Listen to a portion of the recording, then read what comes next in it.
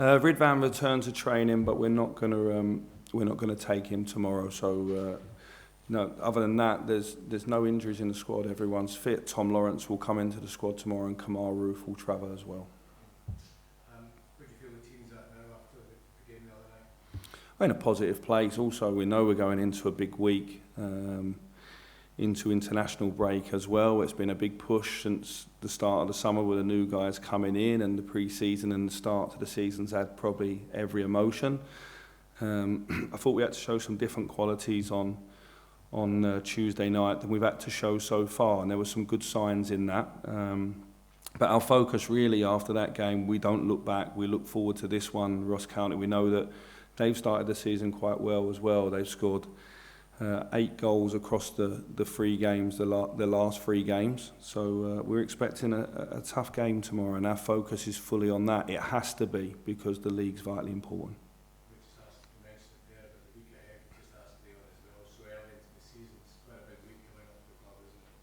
Yeah, I've lived a few of these. These before the first international break at Rangers is whether you're in Europe or not in Europe, usually. Obviously now with the coefficiency going up, we're guaranteed a place in Europe till Christmas. It's just now fighting for the right competition, the one that we all really want to play in. But right now the league's paramount importance because of the away defeat at Kilmarnock in the first weekend. We need to make up for that in this week if we can.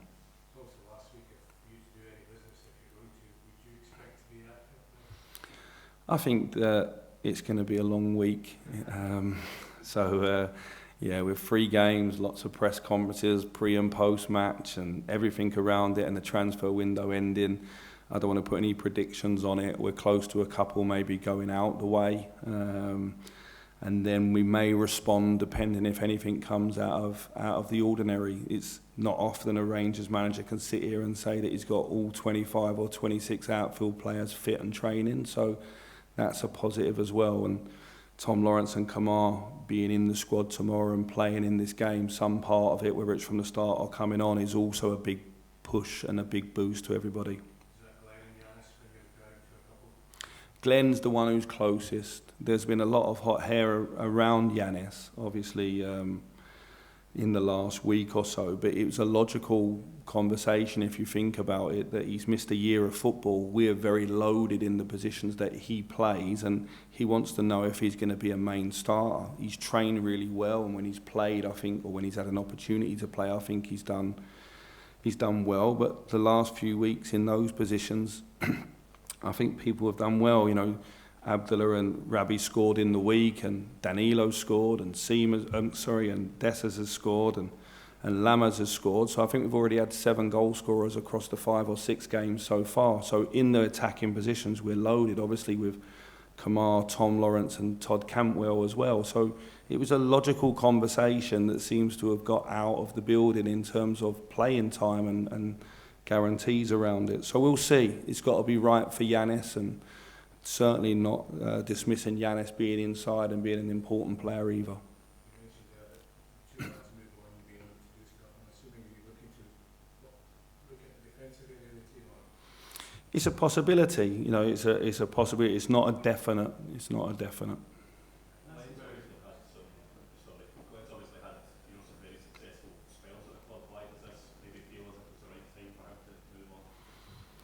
We had an honest conversation when I first come back into the club about Glenn's future and where he saw it. And then I think 10 out of the first 11 games I was here, he started.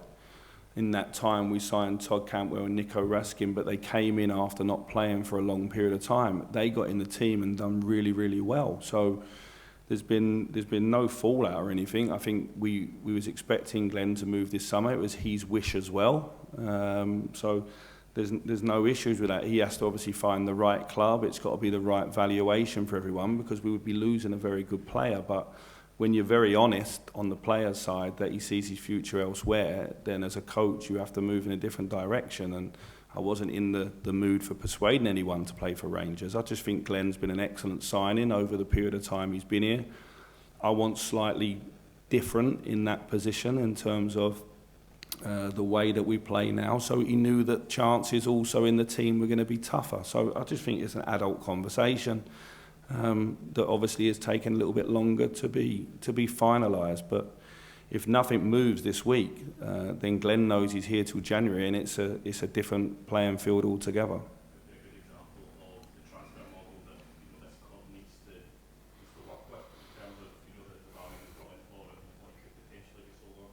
Yeah, we've seen that with Joe, we've seen that with Calvin as well. We've also seen that with an academy product in Nathan Patterson. So the last 2 years at Rangers, that started to be good in terms of fruition. But, you know, we spoke last week about the price it costs to bring Raskin in and Butland and Cantwell and Cifuentes. And I think when the day comes in the hopefully long distance future, then you feel you've got assets in the squad that you didn't overpay for.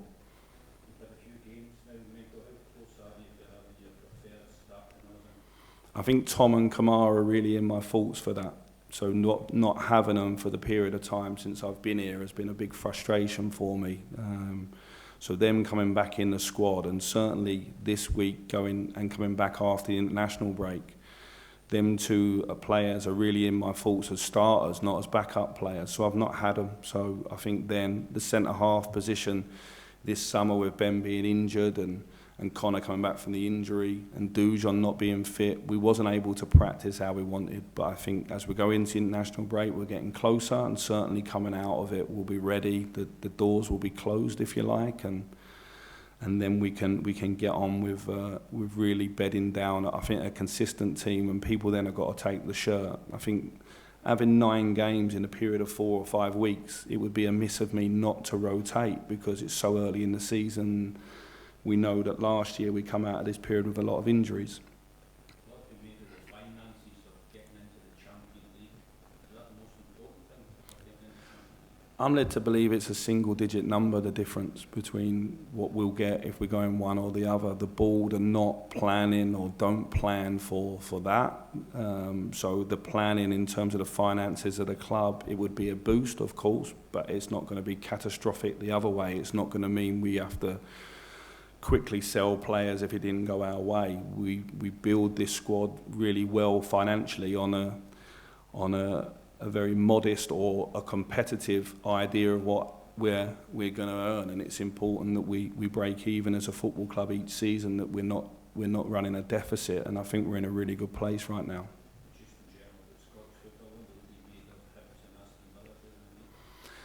Well, it was a game I watched with obviously a keen focus. Obviously I worked at Aston Villa and know those players really well. I think Unai Emery's done a fantastic job. Tactically, they're an interesting team. I actually thought Hibs started the game quite well. And then just the ruthlessness of the Premier League in terms of the quality, in terms of the power that Aston Villa have on the pitch. The big difference in the Premier League when I had the pleasure of working there was the speed and the power, and then obviously the volume off the bench. And I thought Aston Villa were very, very good on the night, and obviously Ollie was in top form. And so no, look, I think Aston Villa are in a great place. Obviously got a top captain in John McGinn, someone I really enjoyed working with. But through that team, if I look at the two midfielders, Kamara and Douglas Luiz, they're fantastic players. Buendia and Coutinho didn't play the other day. So in terms of Hearts last night as well, I thought they were involved in a fantastic game. That will go to the wire, and well done to Aberdeen as well, coming back from 2-0 down. He's sort of proud of what the teams are doing this year in Europe, and I think we've got to get behind each other. Michael, you mentioned there that Tom and Kamara, how both against the big part, both the big part in this team here, injuries.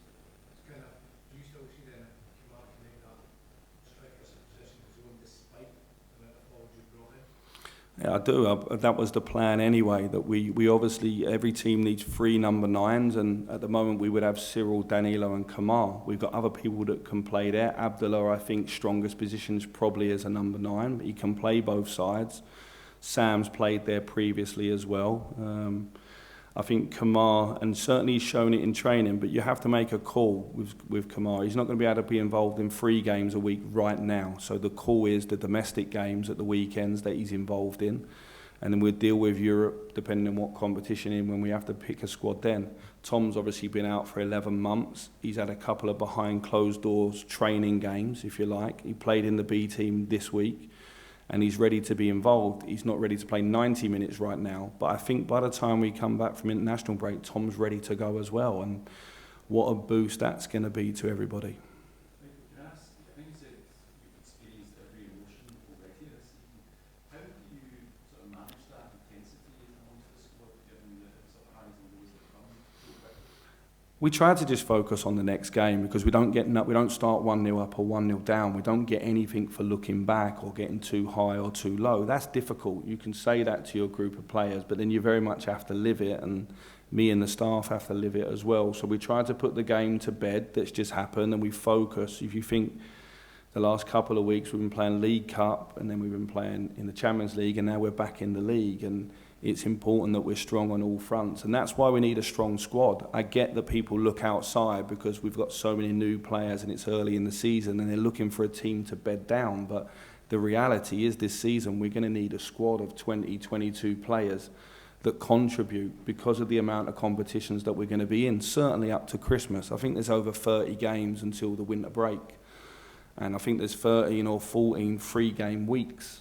So every 3 days you're playing, and so it's important that we have a squad that don't get ate up by the schedule. And last year we had huge issues across the pitch in terms of injuries, and when I came in we were basically picking who was available, and 1 or 2 players were playing when maybe they wouldn't have done. So the squad's going to be so important, and so you have to look and see who's ready to play, and what's the problem we're going to face in the game, what's the challenge the opponent's going to give us, and who do you think in the squad is the right person to. It's not an exact science, but that's why you have to build a squad.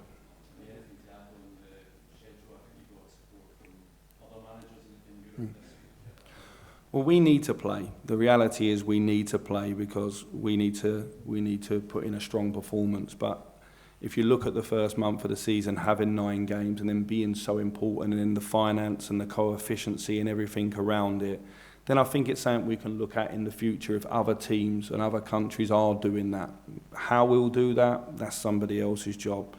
When the schedule's in place, you just get on with it. And we've got I think the rest from Tuesday to Saturday morning is fine, and I think the rest from Saturday morning to Wednesday's fine.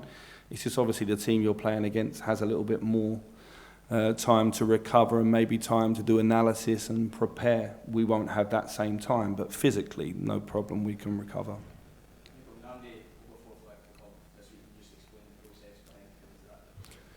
Well, I've not been involved in the process for quite a long time now, because that's been it's been a settlement agreement, obviously, and there's a lot of things that are confidential. What I would like to say about Namdi is he's been through a real tough journey. You know, the boy that signed for the club and the excitement of coming in, and then obviously his situation, it's not been easy for Namdi's family, it's not been easy for anyone here at Rangers, it's not what anyone envisaged.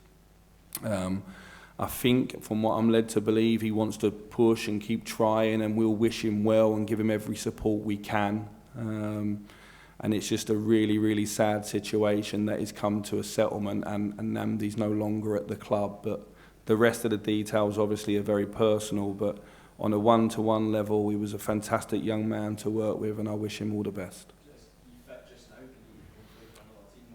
I think that would be a question for Namdi. Good chance. Cool. Thank you.